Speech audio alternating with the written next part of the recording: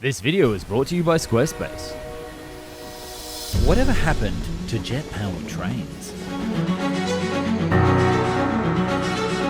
This is the fastest train to ever run in North America, and yet you can't go on it, and the record has never been broken.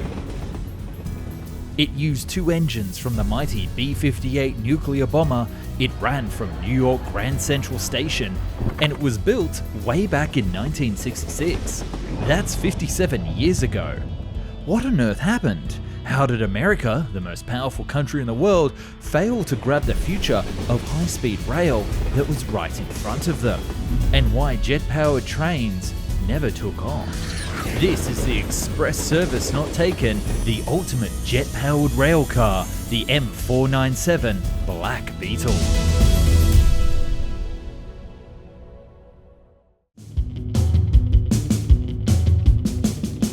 In the early 1960s, trains were dying.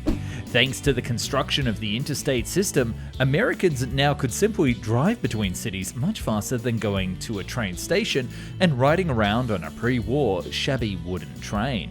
And at your destination, you also now had your car. So when cars looked like this, why wouldn't you? But it was the rise of jet aircraft that was a game changer. Gone was the typical propeller plane that was loud and uncomfortable, and now the new hotness was powerful aircraft that could fly nearly 600 miles per hour with jet engines. It was a game changer. So the vast rail monopoly saw the writing on the wall and realized that they would need to evolve or die. They pondered that if they could adopt the same aircraft model, having hub stations with high-speed trains between them, with passengers transferring then to slower local lines, they might as very well wrestle back their glory days. However, speed was the important factor, and the last time the land speed record was broken by a train in North America was in 1893. Yes, by a steam train, going 112 miles per hour. So needless to say, the railways of USA needed to innovate yesterday. Say that 5 times fast. Fortunately, one railway monopoly, New York Central Railroad, was on the ball and had a dedicated team of engineers looking at how to make trains better, safer, and faster. In 1963, a concept emerged from their team at their Development Tech Center, employing a jet engine to power the locomotive. They contemplated the possibility of integrating a Rolls-Royce Dart turboprop engine, originally from the Vickers Viscount aircraft, into an EMD-F unit. James J. Wright, the director of the Tech Center at the time, proposed the notion of experimenting with a pure jet engine to the head of the New York Central Railroad, Al Permon. But the idea was initially deferred as a silly overkill engineering fantasy. But the concept remained. Would a jet-powered train on an existing track actually work? Well, it seems like the engineers never gave up on the idea, and continued petitions got the director to change his mind. And a year later, he called them up and said, if you can do it in 30 days, then you have yourself a deal. The green light was given, and the team got to work. There is one thing that you need to keep in mind, that these engineers back then had the balls to stick 2 jet engines on top of a train car and call it a day. Can you imagine if they had the power of the fluid engine on top of this, what else they could have accomplished?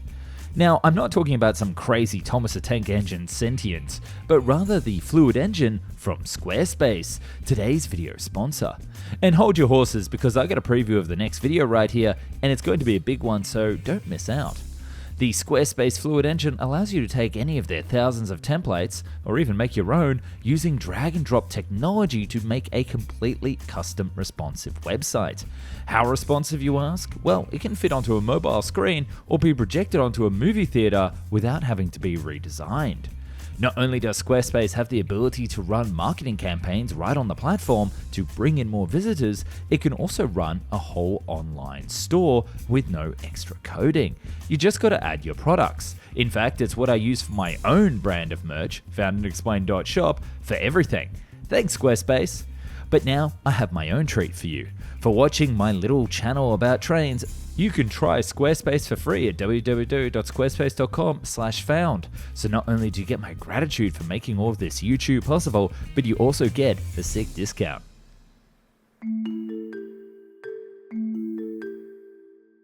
Because of the absolute time crunch, the team decided to essentially take an existing railcar and slap some jet engines on top. Don't you just love the 1960s? The New York Central Railroad decided to use number M49716, a Budd RDC-3 that was 13 years old.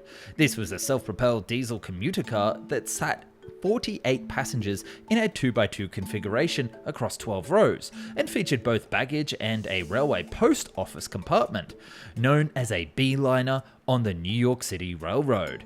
They transported it to the Collingwood Technical Center in Cleveland, where modifications were made, including detaching the drive shafts from the engines. After all, it wouldn't need to use its diesel motors to power itself. To accommodate a jet engine mounting structure, several passenger seats were removed.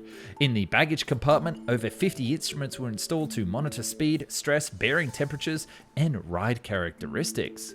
And the post compartment was modified to house fabricated fuel tanks for the jet engines.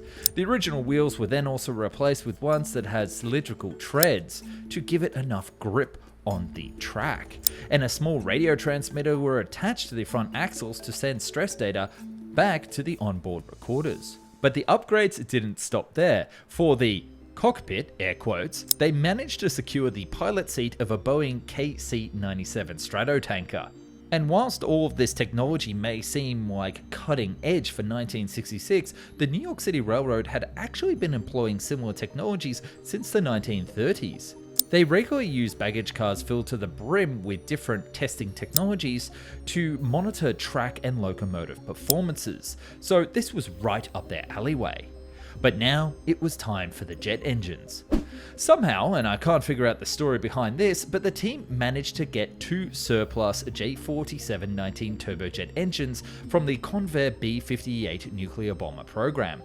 This program was starting to scale back in 1966, hence the abundance of materials of the aircraft, and these apparently happened to be the cheapest engines that they could get their hands on. But where to put them?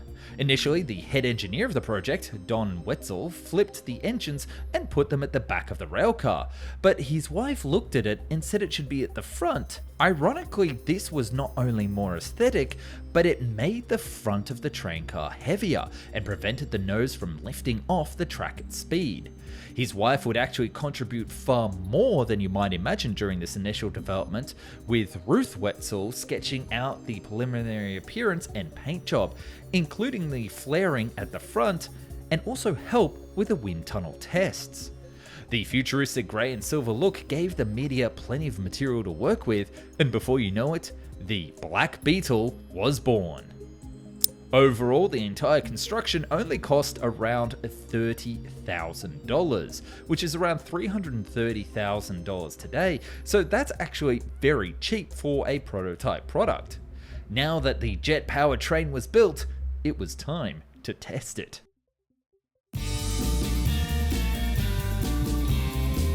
Now, the whole point of this experiment was to prove that alternative locomotion, such as using jet engines, could work on existing track. And other test projects had failed thanks to delays in test track construction. Thus, the strip of New York Central Main Line between Butler, Indiana and Toledo, Ohio was chosen. It was 68 miles long, consisting of multiple lines, and fit the typical characteristics of their track of the time. The single M497 railcar was towed to its position, and on a warm, sunny morning of July 1966, it was powered up for its first solo run. But who would drive it? Well, it turns out that the perfect person was the chief designer, Don Wetzel. One of the main reasons why Don was chosen as the test engineer was in fact that he was a pilot and a locomotive engineer qualified in the operations of diesel engines, jet-powered aircraft, and even steam trains. Yes, he was actually also the last steam train engineer trained in the United States, so talk about the perfect man for the job. And a side note, the decal saying Pride of the Central was removed because the team feared that it referred to Don himself, not the train that they built. The first few tests of the train was moving around 50 miles per hour to test an all-important braking system. And that's where the first flaw was discovered. The heat from the jet engines passed over the radiators from the diesel engines, and while the diesel engines were not used for locomotion, they were used to power the air compressor brakes. So the jet-powered train couldn't slow down like a movie with Keanu Reeves. A quick snip of the emergency overheat cable and the problem was solved. Next, they needed a way to make sure the track was clear for faster runs, as it would be going fast enough that braking in time would be a problem. The team decided to employ a Beech D-18 to fly along the railway line and be a spotter aircraft. Ironically, during later tests, the train would start to go faster than the plane, under the conditions of the test at the time, and thus they needed to have a team member at every crossing along the whole test track, so talk about a high quality problem. On the second run of the day, it was decided to just go for it and put the pedal to the metal and see what this baby could do. Using all 10,000 pounds of thrust from the engines, the train managed to get up to a recorded speed of 183.68 miles per hour. Now, I say recorded because according to Don, it managed to get up to 196 miles per hour before the timing traps.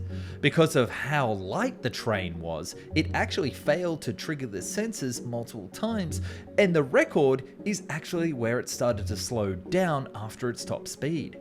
This would be the train speed record for North America that's still held today. To put that in perspective, the Bright Line train in Florida has a top speed of 125 miles per hour, a far cry from the work done in 1966. So the whole plan worked, the engineers cheered, and the train was taken back to New York to much fanfare. New York Central issued a big public announcement that the future had arrived, and the public were invited to come and see it at the 60th Street Yard. The team then got down to business doing a case study for how this train would work, how much to charge for passengers, how it would work with scheduling, and how it would be the future of the railway. The point had been proven that jet engines on trains worked and the track didn't have to even be modified, and that a high-speed service could literally start tomorrow. So, what the hell happened?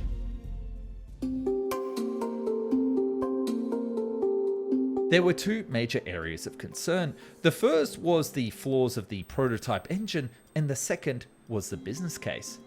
Simply put, the M497 lacked any ability to go in reverse. The jet engines could hardly be turned around to point the other way when it got to a shunted yard, and not being able to move around like a typical train was a major design flaw. The team believed that they could add buckets to the engines like the Boeing 727 does for reverse, but that only doubles down on the next point, that the jet engines on the roof were much too high. The clearance of most of these lines, especially in the tunnels when you got to Manhattan, wouldn't allow the train to go many places at all, so the engines would now need to be integrated inside of the train. This in turn would remove space from the revenue-generating passengers and cargo and create a major heating problem. Oh yes, whilst the heat was a huge major deal, the jet engine's exhaust was another whole factor entirely. Leaving a station, the jet wash would destroy any platform and burn any passenger standing there, and instead directing the heat upwards would just blow debris everywhere. And lastly, because of how much jet fuel cost, economically this would be a fuel-hungry beast and really not be that efficient at all, especially at the low speeds of under 300 miles per hour. But it was argued that all of this could be fixed with a proper bespoke built jet train. But the business case left a little bit more to be desired. The issue actually was speed. The train was too fast. It would overtake existing freight services and other passenger trains and require double the signal distance. It wasn't so much that the track itself was a problem, the tests proved that it was fine, but rather the distance of the signals would need to be upgraded. And believe it or not, these weren't the main reasons why the project was cancelled. It actually came down to a rival railroad. In 1968, only a year after all of this, the New York Central merged with Pennsylvania Railroad. The initial idea was to focus on high-speed travel between hubs, but was abandoned, and it wasn't exactly because of logic. Don himself, in the source of this video, said, "I wish the project had been received by Pennsylvania Railroad people as a true step forward rather than a matter to be derided. Unfortunately, it was another case of the NIH, not invented here, syndrome. The Pennsy people hadn't been consulted about the project and therefore they resented it. Unfortunately, the Pennsylvania personnel always had trouble with the Central's technical research group and their work. Moreover, the red team green team's competition probably was one of the major reasons for the downfall of the Penn Central merger. To this day, there is still animosity between those that lived through the merger of those two railroads." As for the prototype, it was stripped back to a normal railcar and put to work until being scrapped in 1984. The jet engines were put onto a new train project to create a snow-blowing railcar, which was quite the beast. And you have to wonder, if you ever took a train from Grand Central to Albany from 1970 to 1977, you very well might have rode aboard the US record fastest train.